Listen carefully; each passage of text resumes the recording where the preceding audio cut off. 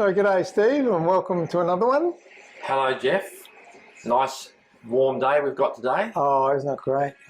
Spring has sprung. Nice to get up in the morning without having to get warm. Yes, yes indeed. Tomorrow's a different day. Yes, well. Thought we might have a chat about the movie Respect today. It's the story of Aretha Franklin. Right. One of the most well-known soul singers, I suppose you'd call her. Yes. And this movie is about her life. Starts off in childhood when she's about 11, 12 years old, 10, something like that. And then it goes up to her very famous concert that she did in her home church. Oh. So I don't know whether you know much about Aretha. I don't know. I've seen her, of course, in the Blues Brothers. That's good. Yeah. Well, I didn't know much about Aretha either until I saw a documentary just like 12 months ago, I think it was, which was absolutely fascinating. And it was the documentary that they made when she went to sing in her home church. And this event is in the movie. I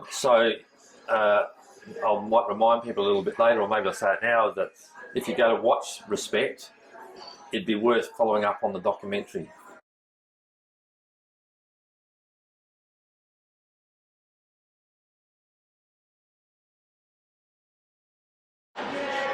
Okay, so the interesting thing about this movie is that the singer, Jennifer Hudson, who plays Aretha Franklin, was chosen by Aretha Franklin before her death. And apparently Aretha said that she wanted, if this movie was going to be made, that this singer had to be the one that played her. And Jennifer Hudson, I believe, was one of the finalists in an American Idol show some years ago. So Jennifer Hudson is fantastic at singing and acting. I don't know whether she's done any acting before. She's certainly sung before, but it's just a really brilliant performance, I think. So I won't say too much about the content of the movie, because it's pretty obvious. Aretha Franklin had some very, very challenging times in her life as a child, and dealing with the fact that she was a woman, a black woman, Yes. working in the music industry. Yes. Everybody wanted to control her, but she, part of the theme in the movie is about how she found her own voice in all of that. But she also had some, mental health issues and drug addiction and so on. So it's a very, very, a very rich life, I'd have to say.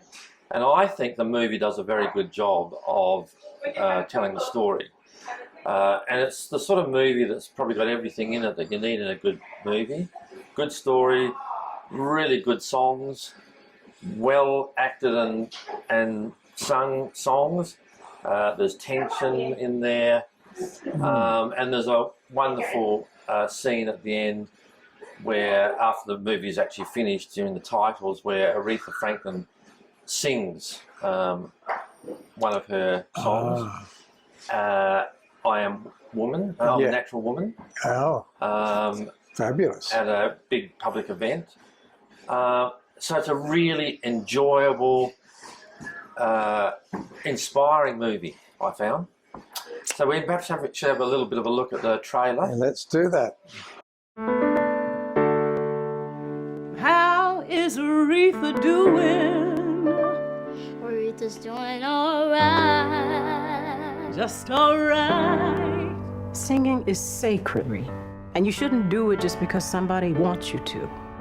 What's most important is that you are treated with dignity and respect.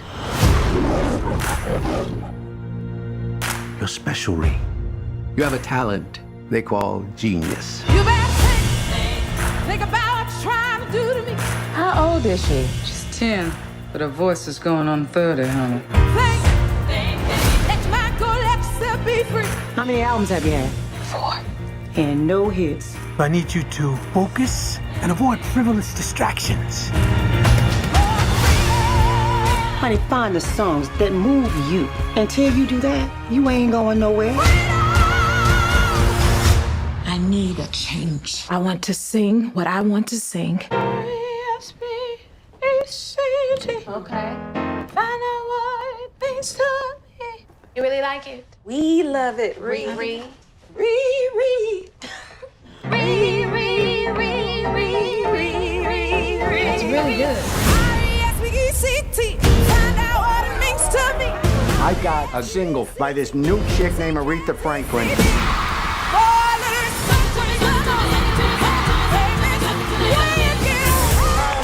To present the Aretha Franklin Day. You're not about to mess this up for me. Ladies and gentlemen, Miss Aretha Franklin.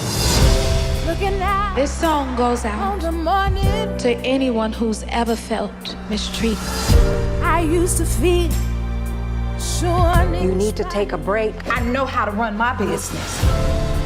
Have you lost your mind? Maybe I found it. I believe I have the chills.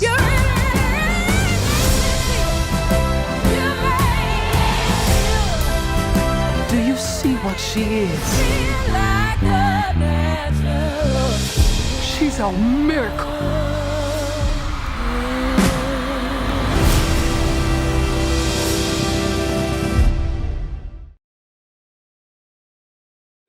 You know, Aretha Franklin, it's interesting, the documentaries of many of these black women singers document the same sort of history of being oppressed, being, you know, real struggles in their lives, and so on and so on. And it's just so fantastic now that these stories are being told. And that I suppose our upcoming singers can have more respect. Yeah. R-E-S-P-E-C-T. That's right. Yes. It's an interesting story in the sense that Aretha Franklin, I'm going on the movie, right, because I don't know much about her otherwise and the documentary that I saw, but she was born into a fairly well-to-do black family.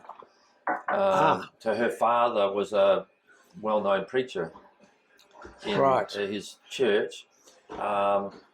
It was in Detroit, I think it was, maybe.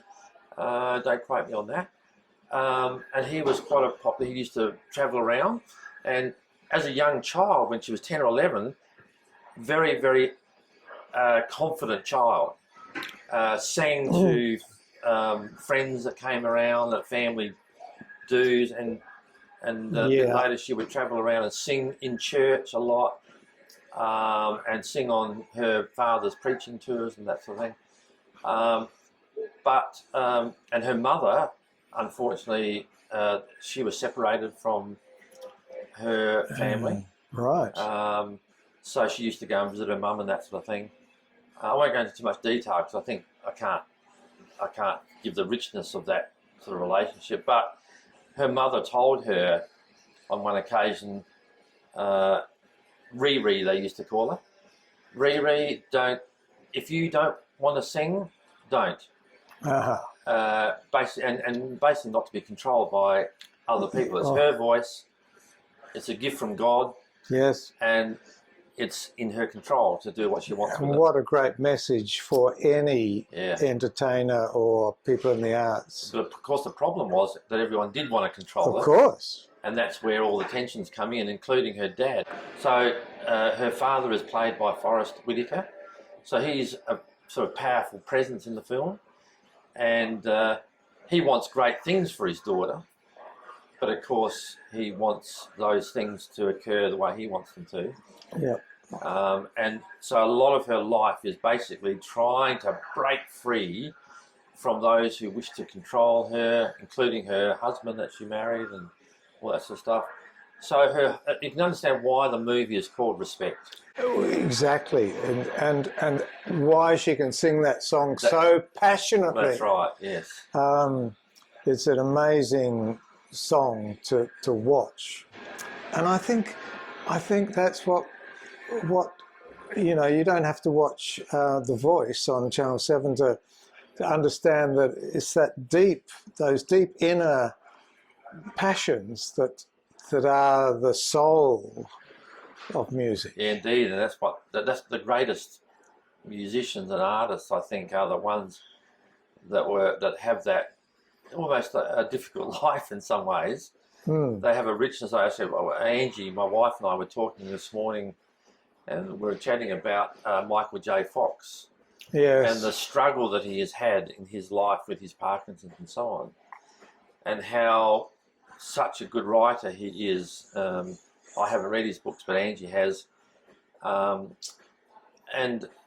I heard a couple of women on a podcast talking about him and how he doesn't have the sort of superficial positive outlook. He's optimistic, but he's real. And so a lot of what he says comes out of that deep sort of experience that he's had. And I think that's the same with all musicians and others that are really good, and certainly with Aretha Franklin. And you see in the movie the times when she was writing her music and coming up with it and interacting as well, and the way, I mean, just an incredible so she wrote a lot of her stuff, did she? Some of it. Sometimes others wrote for her. Right. I didn't know that. I don't know what the proportion was, yes, yeah. But even just to see her in the studio working with people, and how she brought to, there were certain key moments, obviously, where she brought in her uniqueness, which is what she was searching for, in her voice, not only in her music but in her life. Yes. And who was she, and what was she there for, and how did she want to live her life, and constantly coming up to have to, the challenges pushing her back. Yeah. Well, in fact, a good producer is looking for that sort of person. Yeah. Who has got something to say. That's right. Because then you can actually got something to work with rather than just a song that might be pretty. That's right. So I wanted to ask you, Steve, what was your overall impression of the movie? I loved it. In what way did it move you, do you think? Well, it's not very many movies do this to me, but I had chills up and down the spine. Wow. With Jennifer Hudson singing some of Aretha Franklin's songs, and also there was a few moments I had a few tears in the eyes. To me it was a bit of it was connecting to my emotions in a way a lot of things don't.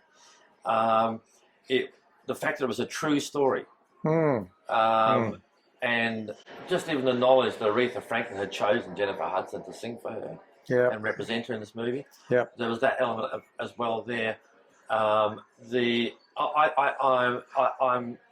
appreciating more and more these movies that are coming out that are celebrating the lives of black people more than we used to have. The representation of them in the movies, and the fact that their stories are being told. In recent years, I've come, I think, to appreciate more the racism, the struggles of black people, and in Australia, our Aboriginal people. Yes. I think once you open yourself up to really listening to what these people in our society are saying in their stories, yes, if you're open to hearing and listening, it has a big impact, I think. Yes. And changes the way that you see. And also, it identifies, for me, it identifies my own implicit racism, which I suppose we'll have. I get very, very annoyed with people who say, I'm not racist, but, Yes. And they don't recognise that in many ways our culture and society has created us. Shaped us. Shaped us. Exactly. With these very, very deep racist attitudes that we often are not even conscious of. Yes. So even in our conscious mind, we might say, I have great respect for these people and all that stuff. But see, even that language, I've got respect for these people, somehow or other there's an implicit criticism in the background that somehow I'm overcoming who they are. Yeah, I'm above it. Yeah, or And something. It's just yeah. It's that implicit paternalism that white Anglo-Saxon males have, isn't it? Yeah. Don't you think? Yeah. We've got a Nigerian stopping with us at the moment, Steve, and just talking last night, there's a Nigerian film industry. Yeah, right. But we never see those films. No. So our system of theatres and all the rest of it give us what they think we need to hear. Yeah, unless you go and watch SBS on demand or... Yes, that's right. But even there, it's still... That's right. But Still gradually, selection. Yeah, it's opening up. Yeah, but you know, and I think this is the thing that someone like Aretha Franklin, I mean, I had no idea of... She's raised millions of dollars for social justice issues and so on. She put her life on the line on occasions. There's just such a rich depth there that I never knew about Aretha Franklin.